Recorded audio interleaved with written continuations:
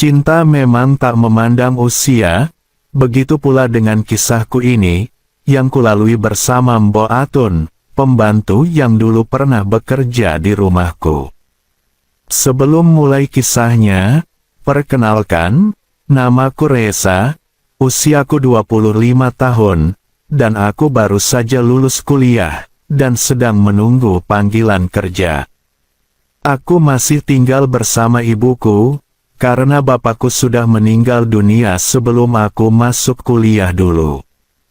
Sepeninggal bapakku, ibu menjual rumah yang selama ini kami tinggali, yang dibeli oleh bapak selama ia bekerja.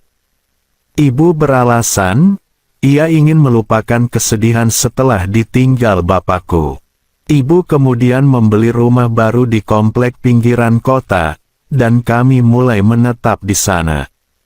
Bapakku yang pensiunan pejabat daerah, juga mewarisi sebuah mobil tua, yang hingga saat ini masih terawat dengan baik.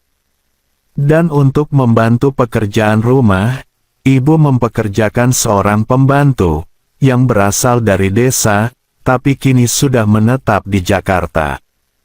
Namanya Mbok Atun, wanita yang sudah memasuki usia parubaya itu, tergolong cantik orangnya menurutku.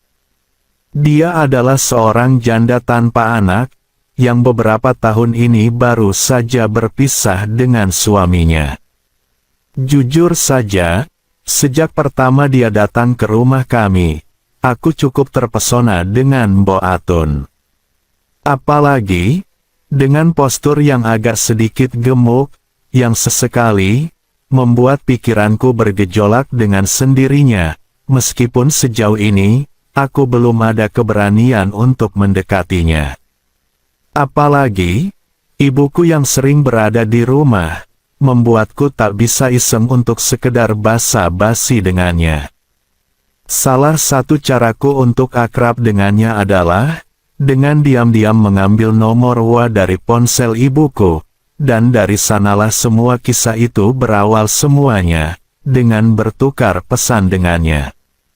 Dan tak jarang pula, aku membelikan beberapa kosmetik, dan lain sebagainya. Bahkan pernah pula, diam-diam aku mengajak Mbok Atun nonton ke bioskop, dengan beralasan pada ibu, jika malam itu aku ada urusan dengan temanku. Sementara Mbok Atun beralasan, ia ingin menghadiri resepsi pernikahan rumah kerabatnya. Dan, apa Aden gak malu jalan-jalan sama Mbok, tulisnya melalui WA suatu ketika. Kenapa harus malu Mbok? Orang pasti ngiranya, kita ibu dan anak, padahal, sahutku. Aku sengaja tak melanjutkan balasanku itu. Padahal apa sih dan, balas Mbok Atun penasaran. Padahal, saya ada perasaan lo sama Mbok, balasku. Waduh, Aden kayaknya sudah hilang akal nih, Mbok ini lebih tua dari nyonya lo, Ibu Aden, tulisnya. Tapi gak jadi masalah kan Mbok, balasku lagi. Tapi, Aden kan masih muda, Mbok ini sudah tua lo dan, balas Mbok Atun. Saya gak peduli kok Mbok, wong saya suka, tulisku lagi. Selanjutnya, Mbok Atun tak membalas pesanku lagi. Aku pun tak mengirim pesan lagi padanya, karena yang terpenting, dia sudah tahu perasaanku yang sebenarnya. Singkatnya, sudah 2 bulan Mbok Atun ikut dengan keluargaku, selama itu pula, kedekatan kami hanya sebatas WA saja.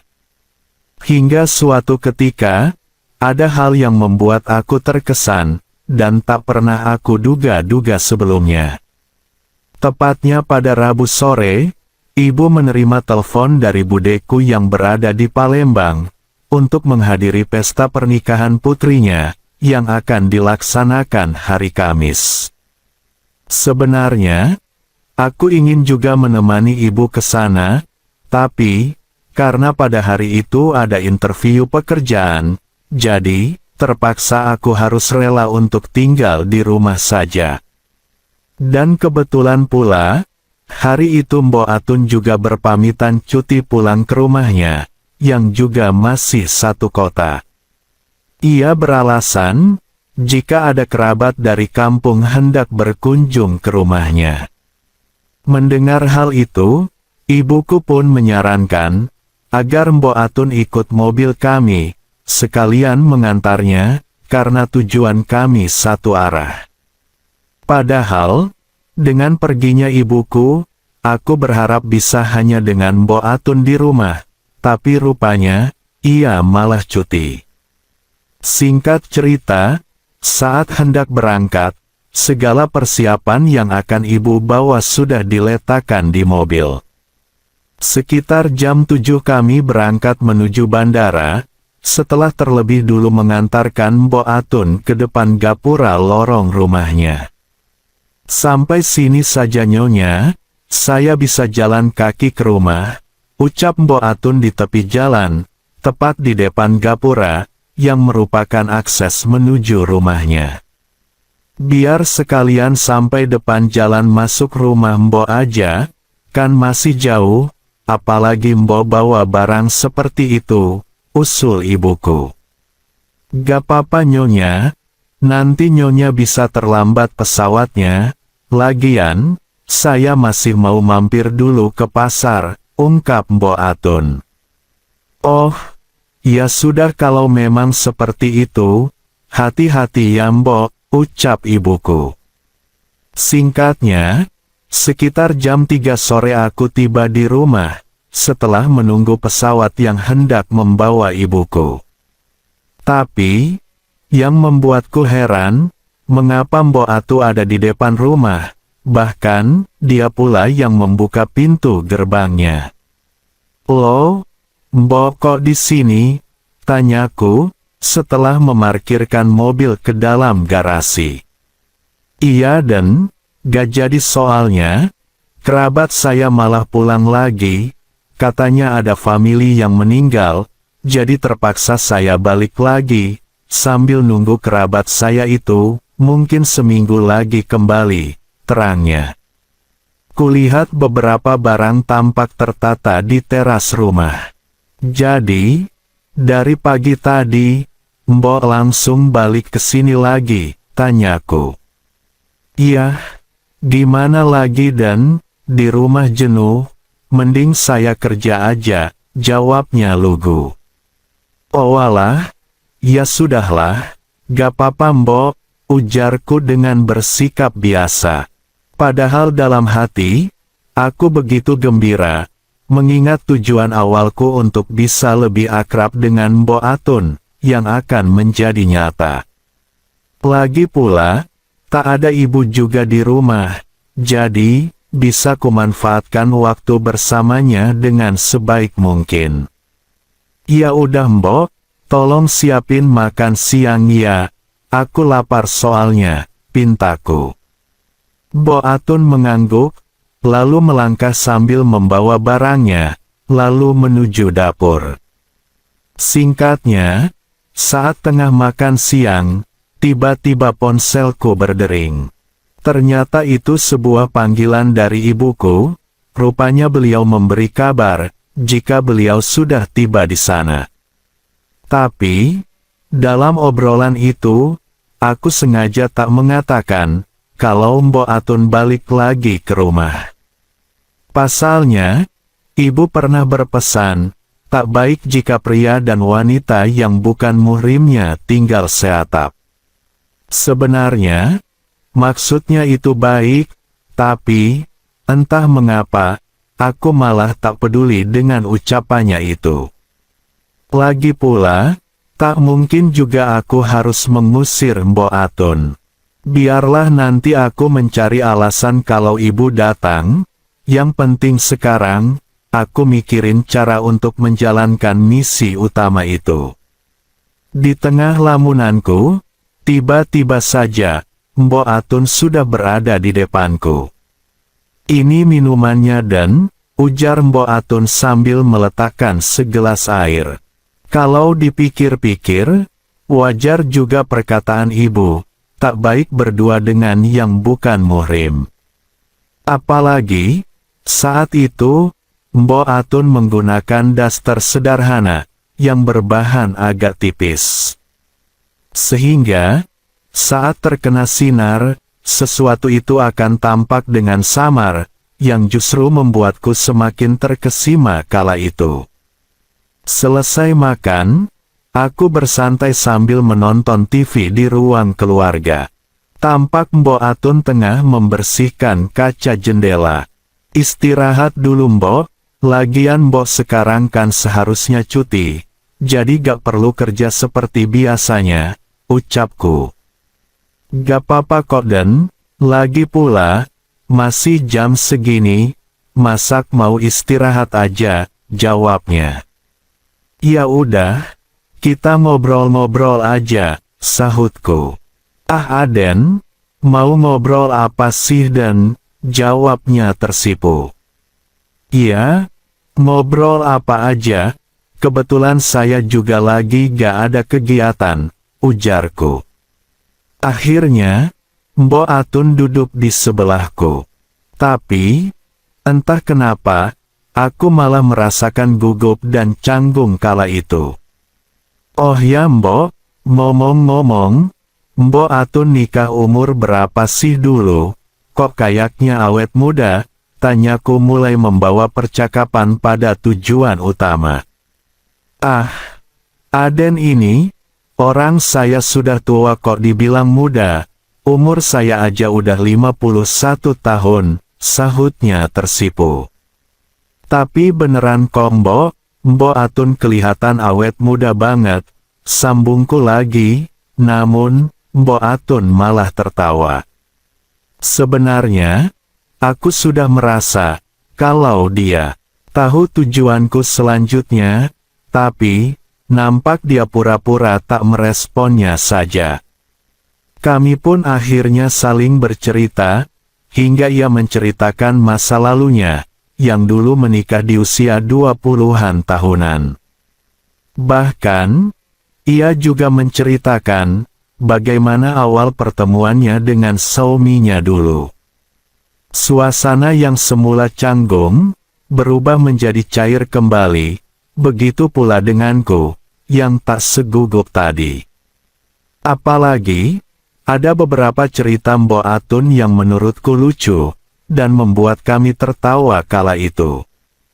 Mbok Atun kan sudah beberapa tahun sendirian saja, apa gak ada niatan untuk menikah lagi emangnya Mbok, tanyaku. Sebetulnya sih, ada pikiran ke sana, tapi, kalau Mbok lihat umur, ya mending, enggak aja dan, lagi pula, mana ada yang mau nikah sama Mbok, lagian, Mbok kan udah tua, sahutnya. Kira-kira, kalau ada yang mau gimana? Tanyaku mencoba memancing. Memang siapa sih Dan? Tanyanya dengan serius. Kalau aku gimana? Ucapku, yang membuat Mbok Atun tertawa. Ih, si Aden bisa aja, ucap Mbok Atun sambil mencubit lenganku dengan lembut. Melihat sikap Mbok Atun yang seperti itu, tentu saja, membuatku semakin yakin. Yang sebelumnya jarak saling berjauhan, kini malah menjadi sebaliknya. Tanganku Mbok, ucapku, saat ia menyubit lenganku. Habisnya, Aden ngomongnya ngelantur sih, sahutnya. Tapi, aku beneran loh Mbok, gak ngelantur, jawabku meyakinkannya. Yang masih seumuran Aden kan banyak dan, ujarnya. Kalau aku butuhnya sama Mbok Atun gimana? Sahutku, yang membuat Mbok Atun terlihat terdiam sejenak. Di saat Mbok Atun mencerna semua ucapanku itu, dengan segera, aku meraih tangannya, dan menuntunnya kepada sesuatu. Pada saat itulah, tidak ada jarak yang tersisa. Gimana Mbok? Ujarku, sambil berusaha memperkenalkan Mbok Atun pada sesuatu. Mbok Atun yang semula diam, mendadak kaget, sekaligus terlihat kagum di rona wajahnya kala itu. Wah, keren sekali dan saya belum pernah mendapati sesuatu yang sekeren itu, ujarnya. Aku tersenyum, lalu kembali berkata, jadi, gimana Mbok, tanyaku. Mbok Atun pun tersenyum, lalu menjawab, kayaknya, Aden sudah tahu deh jawabannya, sahutnya, sambil berusaha mengambil sesuatu yang ada padaku. Tampak sekali, jika Mbok Atun memang sudah lama tak mendapatkan kebutuhannya itu. Karena terbukti, dia begitu antusias berkenalan dengan sesuatu itu, dan mencoba memberikan sebuah perhatian yang penuh. Sementara itu, aku pun mengikuti alur yang sedang berlangsung, sebelum kemudian, aku pun menyesuaikan diri dengan pekerjaan itu. Dalam benakku, aku pun bertekad untuk menciptakan pekerjaan terbaik saat itu, apalagi, aku juga tak ingin ia kecewa dengan pekerjaanku, dan berakhir sia-sia. Saat itu, juga aku mencoba untuk mengobati kesendirian yang telah lama menggerogoti batin Mbok Atun. Dan rupanya, upayaku berhasil juga. Mbok Atun tampak gembira saat kapal layar tersebut berlabuh di pelabuhan yang telah lama tak dioperasikan, diiringi dengan lantunan syair dan nada-nada merdu darinya. Singkatnya, setelah hampir 1 jam perjalanan kami melawan badai samudera, akhirnya, awan putih yang tebal pun datang menghampiri, pertanda, perjalanan pertama telah usai, dan semua pun berlalu tanpa ada kendala. Sejenak kami terdiam dengan pikiran masing-masing.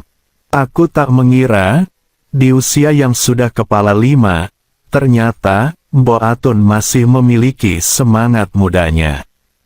Mbok harap, perjalanan ini menjadi rahasia kita dan, ujarnya memecah keheningan. Kenapa harus begitu Nek Mbok, tanyaku. Mbok gak ingin, nanti Aden menyesal soalnya, ungkapnya. Tapi Mbok, aku gak pernah berpikiran seperti itu Nek, sahutku. Mungkin sekarang belum, tapi nanti, mungkin saja dan, siapa yang tahu, ujarnya sambil beranjak pergi. Namun, dengan segera aku mengejarnya, hingga sebuah rangkul ia dapati. Aku gak akan menyesal sedikit pun Mbok, ujarku kala itu. Makasih ya dan, sahutnya. Dengan mata berkaca-kaca, dan hari-hari berikutnya, masih tetap sama. Selama ibu belum pulang dari rumah Bude, selama itu pula seluruh pekerjaan itu kembali tercipta. Dan seiring berjalannya waktu, tepat setahun kemudian, aku pun menikahi Mbok Atun, walaupun secara diam-diam, dan tak ada satupun keluargaku yang tahu. Aku tak peduli dengan perbedaan usia, yang paling penting bagiku adalah bisa membahagiakan Mbok Atun di sisa usianya.